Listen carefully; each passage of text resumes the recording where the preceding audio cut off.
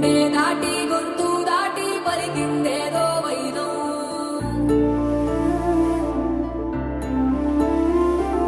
మూడు వారిన మనసులోనే పలికిందేదో ప్రాణం.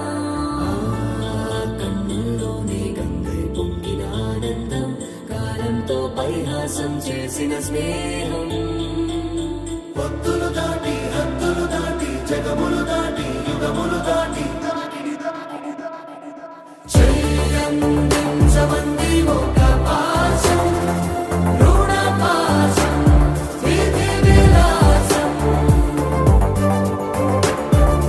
చెయ్యందించమంది ఒక పాశం, రుణ పాశం, విధి విలాసం.